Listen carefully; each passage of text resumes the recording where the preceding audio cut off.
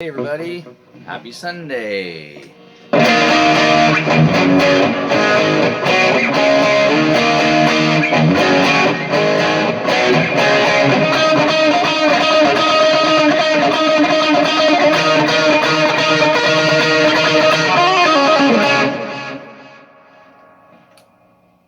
Yes, I know the rest, but I started playing this earlier and I got to the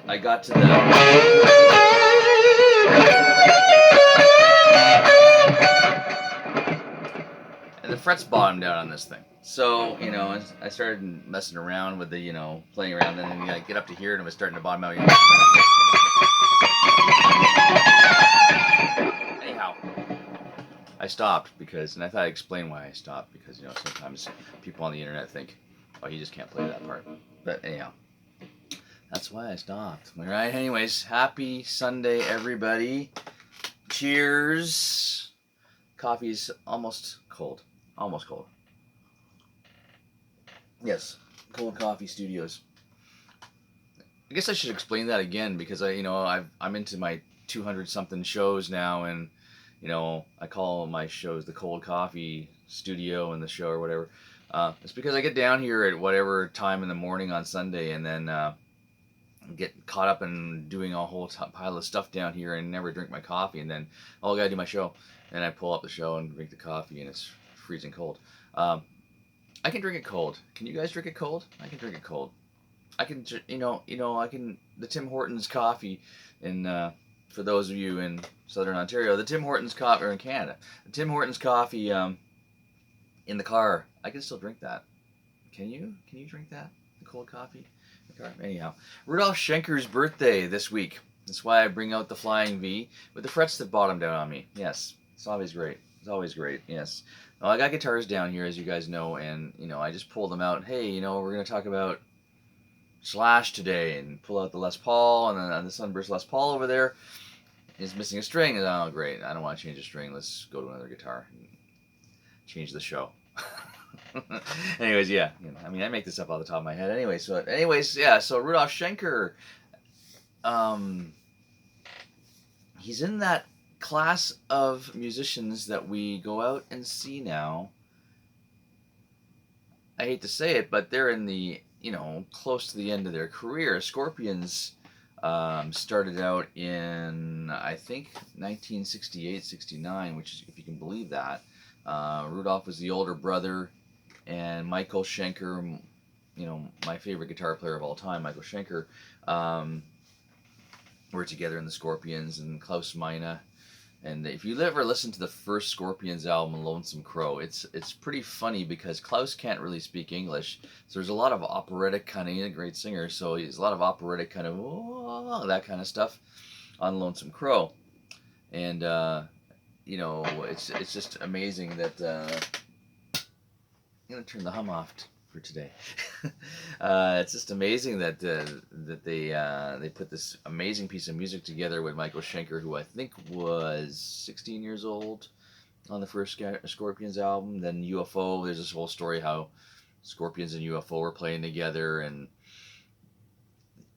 basically, to make a long story short, UFO stole Michael Schenker to play with their band, and couldn't speak English, and ended up going to England and being with the UFO, which is one of my favorite bands of all time. Check them out if you don't know what I'm talking about. Play an album called Strangers in the Night and listen to the glory that is Michael Schenker. Anyhow, then I wanted to talk about, Rudolph Schenker, obviously huge pioneer. One thing that, another thing I wanted to say was, he stuck to rhythm guitar. And in the 70s, 80s, that was kind of a weird thing because everybody was into the lead guitar player and how good was this lead guitar player. And Scorpions always had a phenomenal lead guitar player. The three guitar players of note for Scorpions were, of course, Michael Schenker, who left, and then Uli John Roth, which Ulrich or Ulrich Roth is, you'll see his name on the early Scorpions albums. He became Uli J or Uli John Roth later on in life when he started doing weird things But Yuli, or Ulrich, or Yuli, or Ulrich, or however you, Ulrich, if you go with Lars. I don't know. I don't know. But basically, uh, he was the guy who played that all those harmonic minors and diminished scales, just like Yngwie Malmsteen. Now Yngwie never really mentions Yuli in his development, but I don't know. It's kind of like Eddie Van Halen not mentioning Richie Blackmore, or dare I say it, Rick Emmett. But I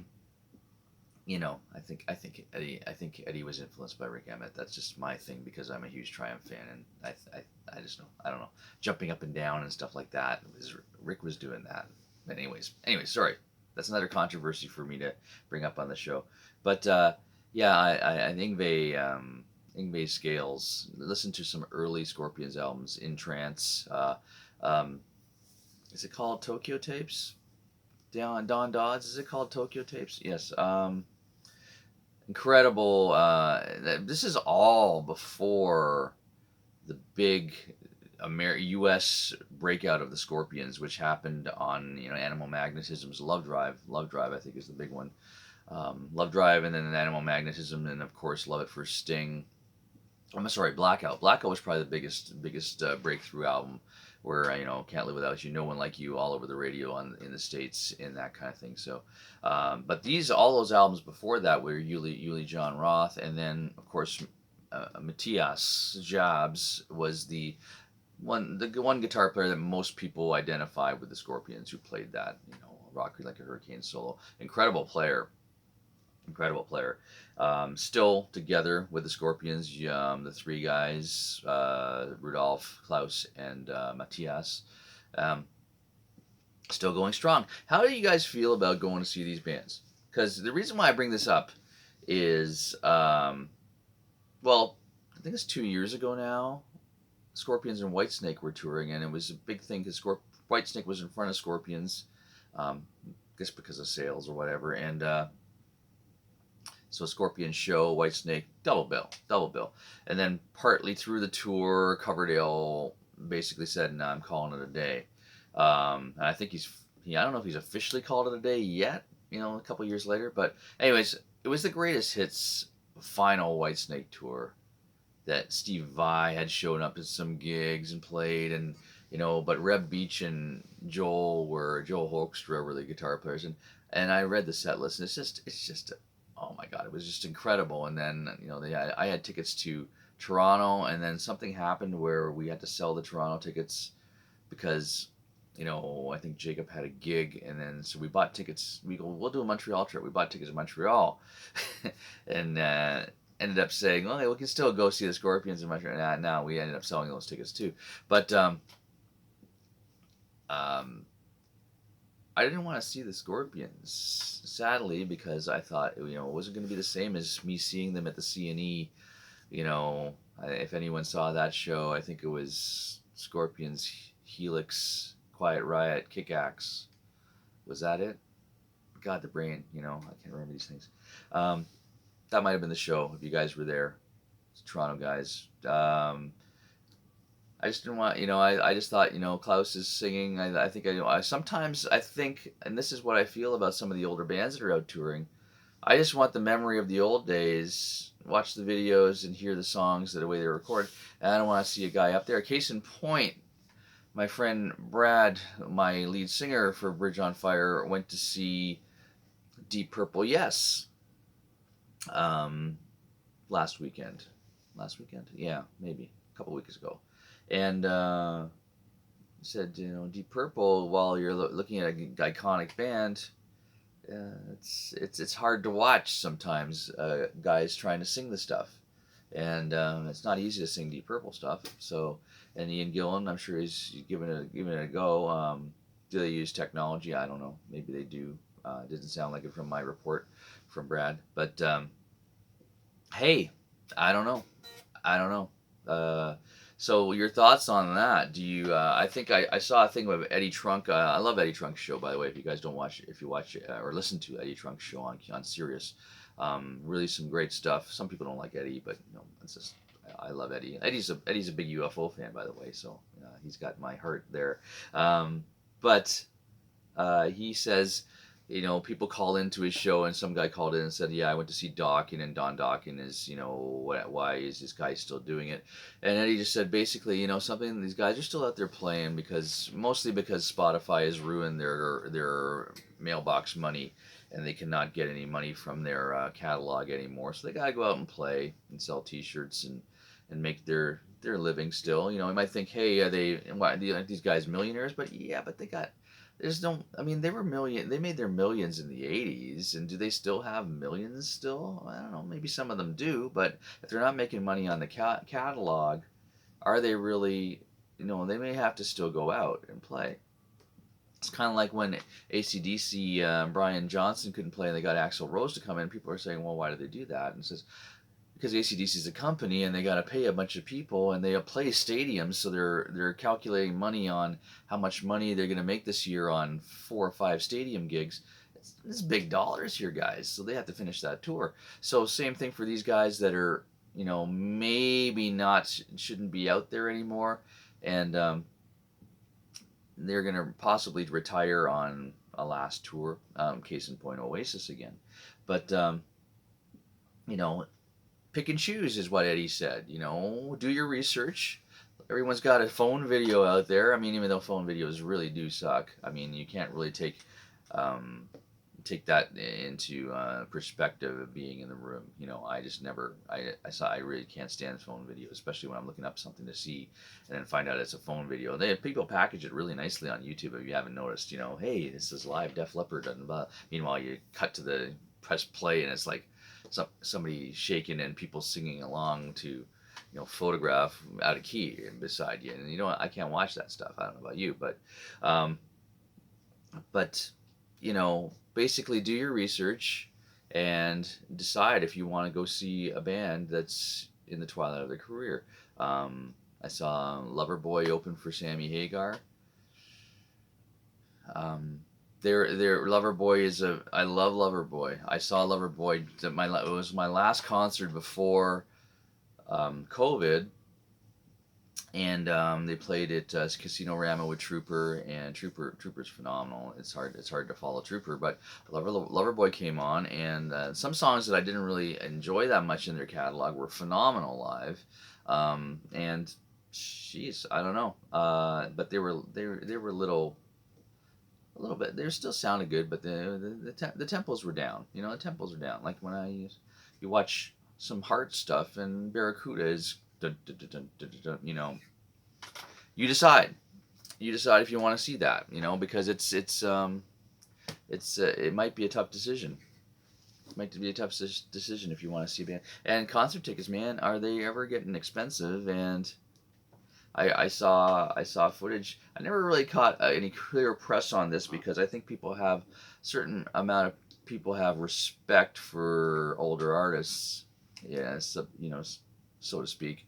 I saw a lot of fan videos of people leaving Shania Twain shows in droves, and I don't know. Didn't say whether it was bad or good. I didn't know anybody who actually went to the show. So, and true fans will love anything an artist does. Case in point, Motley Crue, who go up there and questionably put shows on, and people still buy tickets, and people will love them, and they'll still tour. And I think some certain fans would just go and see them. I mean, Motley Crue is coming around again, and Angela and I made a pact and said, we're not going to go see them again, and because unless they're playing with some phenomenal band, like Def Leppard, the stadium tour, and Alice Cooper, that kind of thing. But it's hard to go see them play, and then there's talk of them possibly touring with Guns N' Roses next year, and I'm like, I don't know if I can sit through it. And then Angie's like, well, let's go, and then well, maybe, and she said it was kind of like watching a train wreck, but here's the thing, songs are still good. I mean, their songs are kind of their songs are the product, right? Songs are the product, and that's the band. There's lots of bands that don't have the songs, and they didn't make it as big. There's lots of stuff you listen on Hair Nation. If you guys do listen to Hair Nation, there's a difference between a Def Leppard product and a Britney Fox product. If you know who Britney Fox is,